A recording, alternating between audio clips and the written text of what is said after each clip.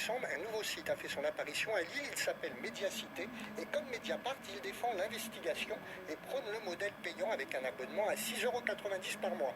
Fondé par 7 journalistes, notamment des anciens du service Ville et des éditions locales de l'Express, il souhaite se développer sur Lyon le 10 mai, puis Toulouse le 23 mai et Nantes le 3 juin, puis après 3 autres villes en 2018 et encore 3 autres en 2019. Et nous sommes avec l'un des fondateurs et également directeur de la publication de Médiacité. Bonjour Jacques Transo. Bonjour. Pourquoi l'investigation sur quelques agglomérations? Les médias locaux ne suffisent pas? Alors sur le constat, tout le monde est unanime pour constater qu'il manque de l'investigation dans les grandes villes. Le pays change, le pays se métropolise en quelque sorte, c'est-à-dire on a des métropoles de plus en plus importantes et pourtant le paysage médiatique est figé dans ces métropoles. Il n'a pas bougé depuis l'après-guerre en quelque sorte. Et donc on estime qu'il y a la place pour des enquêtes approfondies sur les métropoles et sur des collectivités qui concentrent de plus en plus de pouvoir. Au niveau local, c'est plus compliqué d'enquêter. Au niveau local, c'est toujours beaucoup plus compliqué d'enquêter puisqu'on est proche de ses sources. D'où l'intérêt d'un réseau national avec de l'ancrage local qui nous permettra, on l'espère et on le constate déjà depuis notre ouverture le 1er décembre à Lille, qui nous permettra de sortir des enquêtes approfondies et des révélations. Et alors comment vous avez choisi ces agglomérations? Là, je vais en citer quelques-unes. Il y a eu Lille, il y aura donc quelques villes qui vont arriver. Comment vous avez choisi? Alors, on en a choisi 4 pour commencer. On teste le concept sur une. On duplique effectivement le concept sur 3 autres villes en 2017, mais on ne compte pas s'arrêter là. Si on rencontre notre public, on envisage d'être présent sur 7 villes en 2018 et 10 villes en 2019.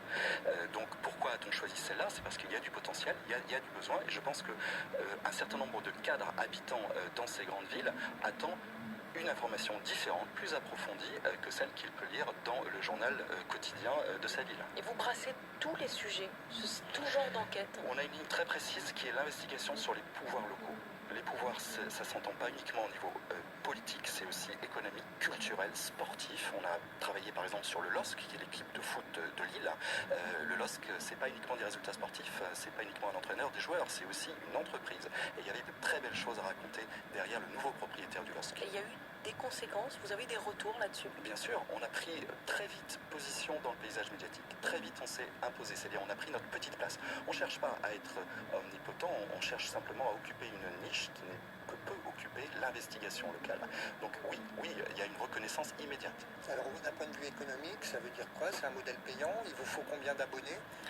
Alors, c'est un modèle payant, c'est-à-dire qu'on veut passer un pacte avec le public. C'est-à-dire que le public, il est souvent critique, voire très critique vis-à-vis des journalistes. Donc on lui dit, ok, tu estimes que les journalistes sont peu indépendants, sont souvent connivants, ne résistent pas au pouvoir public, politique, économique. Donc nous, on y va avec les valeurs fondamentales du journalisme, c'est-à-dire la transparence, l'indépendance, donc pas de pub, l'abonnement. On noue ce pacte parce qu'on estime qu'il faut renouer un lien fort avec le public, et ça passe par l'abonnement, et la proximité, puisque Médiacité, c'est aussi un ancrage local, et on veut aller à la rencontre de nos lecteurs, parce qu'ils ont le droit de savoir comment ça marche un média. Donc combien d'abonnés il faut? Il nous faut 3000 abonnés, et on s'est donné 3 ans pour y arriver, 3000 abonnés par ville. Dernière question, le financement, vous en êtes où? Vous avez lancé, je crois, une opération de crowdfunding, comme on dit, de levée de fonds auprès du public, via la plateforme Ulule? Bien sûr, effectivement, merci de le souligner, nous sommes en pleine campagne de financement participatif sur la plateforme Ulule, mais ça ne suffira pas, c'est une sorte de starter. Pour aller plus loin, il faudra trouver des investisseurs pour boucler un budget, et c'est quelques centaines de milliers d'euros qu'il nous faut et pas quelques dizaines de milliers d'euros comme le public pourrait nous les donner. Jacques Transo, merci beaucoup d'être venu à France Info ce matin, l'un des fondateurs de Médiacité, et vous en êtes également le directeur de la publication. Bonne journée et merci à vous Didier Siamour.